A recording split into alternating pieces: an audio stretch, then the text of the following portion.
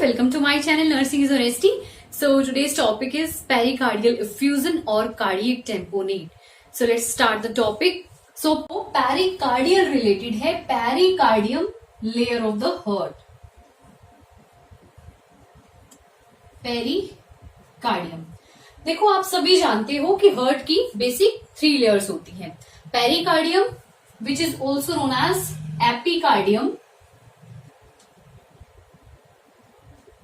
Second is myocardium and last one is endocardium. So myocardium is the middle layer of the heart. Endocardium is the inner layer. And pericardium, which is also known as epicardium, is the outermost layer of the heart. So pericardium is divided into 2 layers. Pericardium layer is further divided into 2 layers. So the first and outermost layer is parietal pericardium.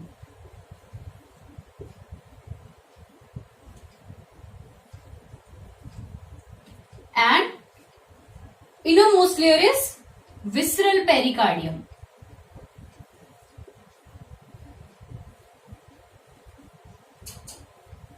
So ये जो 2 layers हैं, pericardium की जो 2 layers हैं, outer most is parietal and inner most is visceral.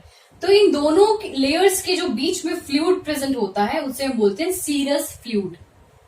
Fluid present between these 2 membranes, parietal pericardium and visceral pericardium, is called serous fluid.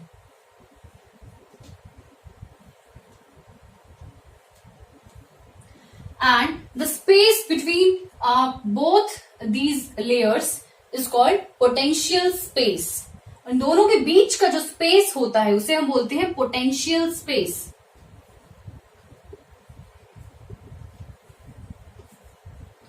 अब देखिए, जो pericardium layer है जो फर्दर डिवाइडेड होती है 2 लेयर्स में, outermost is parietal, innermost is visceral. So देखिए इन दोनों लेयर्स का क्या कनेक्शन है पेरिकार्डियल इफ्यूजन के साथ. तो देखो पेरिकार्डियम और visceral parietal pericardium and visceral pericardium, ये दोनों जो लेयर्स हैं इनमें कुछ फ्लूइड प्रेजेंट होता है. जैसे कि मैंने आपको बताया सीरस फ्लूइड प्रेजेंट होता है.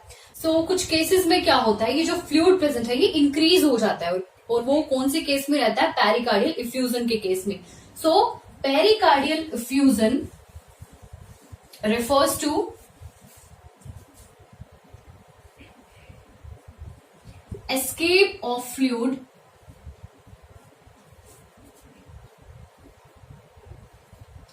into the pericardial sac. So देखो पेरिकार्डियल इफ्यूजन में क्या होता है, जो फ्लूइड है उसका एस्केप हो जाता है कार्डियल सैक में. तो देखो क्या होता है, मान लीजिए ये हार्ट है हमारा, ये एक रफ डायग्राम ड्रॉ कर रही हूं मैं.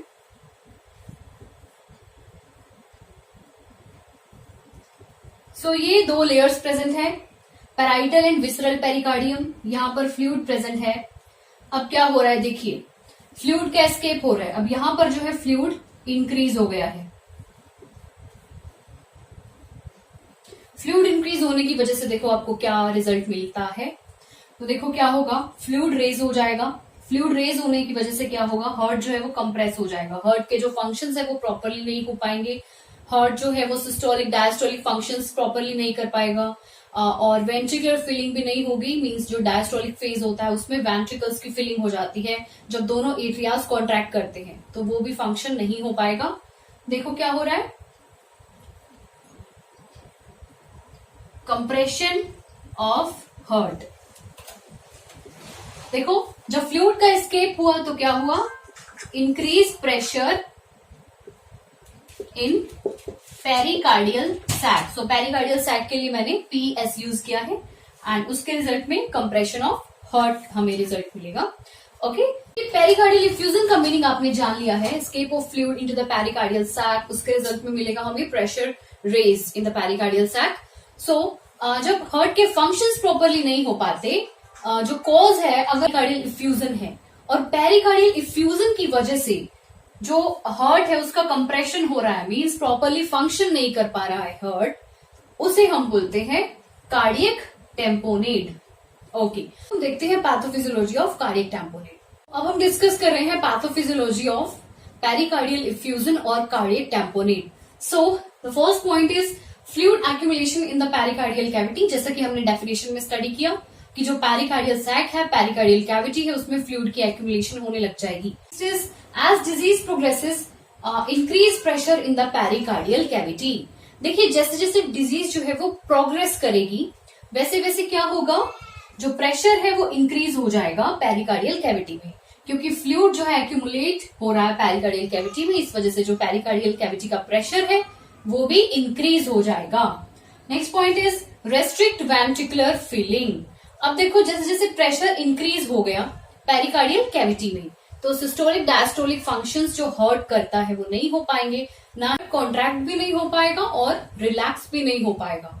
सो हार्ट कॉन्ट्रैक्ट ही नहीं होगा तो वेंट्रिकल में फिलिंग नहीं हो पाएगी, ब्लड जो है वो एट्रियम से वेंट्रिकल में शंट ही नहीं हो पाएगा। तो क्या होगा, restrict ventricle filling, ventricle filling जो है वो नहीं हो पाएगी।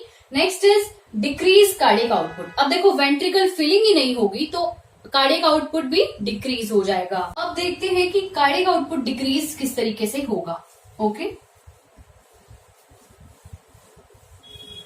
सो यहां मैं एक रफ डायग्राम ड्रॉ करके आपको समझा रही हूं। देखिए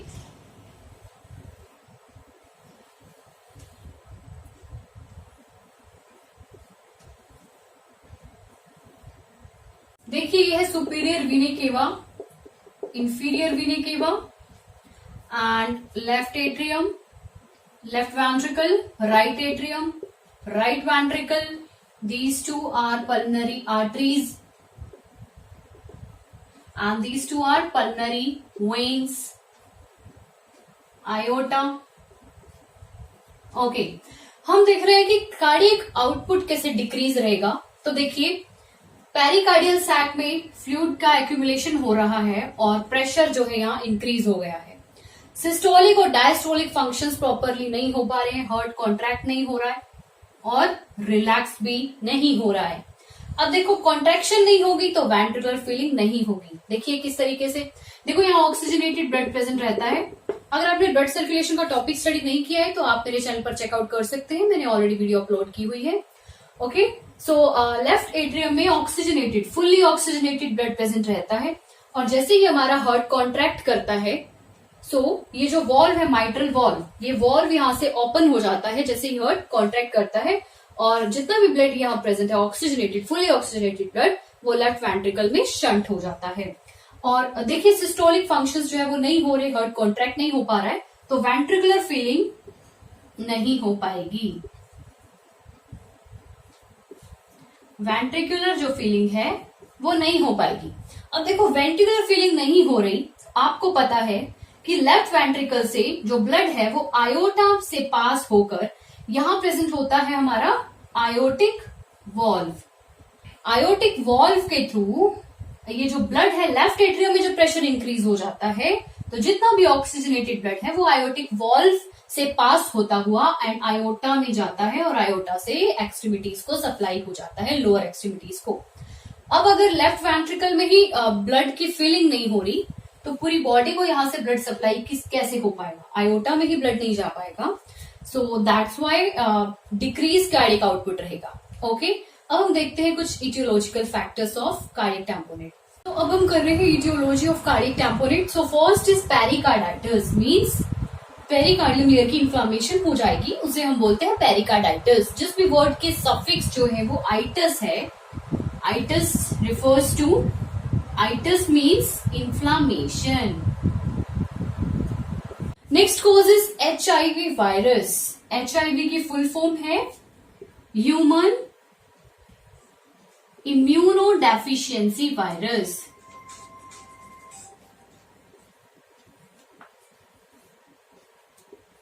okay, so next cause is infection.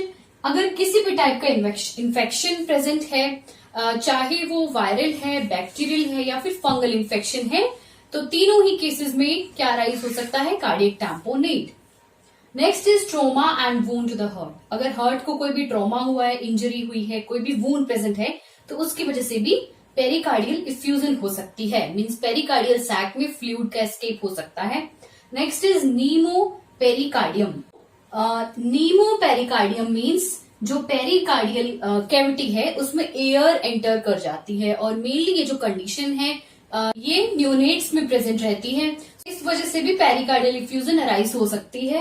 Next is dissecting aortic aneurysm. Dissecting means जो आयोटा है उसमें टियरिंग प्रेजेंट है। टियरिंग मींस आयोटा को डैमेज पहुंच चुका है, and aneurysm means excessive dilatation, means जो आयोटा है वो टियरिंग की वजह से एक्सेसिव डायलेट हो रही है, तो उस वजह से भी इफ्यूजन क्रिएट हो सकती है। Next is recent open surgery of the heart. अगर रिसेंटली पेशेंट की कोई भी ओपन हार्ट सर्जरी हुई है तो भी पेरिकार्डियल इफ्यूजन अराइज हो सकती है as a complication of open heart surgery. Okay, so next topic हम कर रहे हैं clinical manifestations. First clinical feature is chest pain. So chest pain mainly anteriorly रहेगा, और जो चेस्ट पेन है उससे क्या होगा, पेशेंट को फुलनेस की फीलिंग होगी।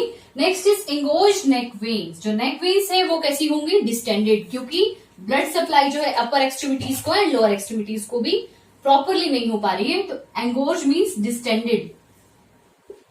डिस्टेंडेड नेक वेन्स आपको देखने को मिलेंगी। Next is shortness of breath. Shortness of breath भी एक मेन फीचर है। Shortness of breath means dyspnoea means breathing difficulty, so breathing difficulty भी प्रेजेंट रहेगी। Okay, next is narrow pulse pressure. जो पल्स प्रेशर है वो भी नैरो रहेगा।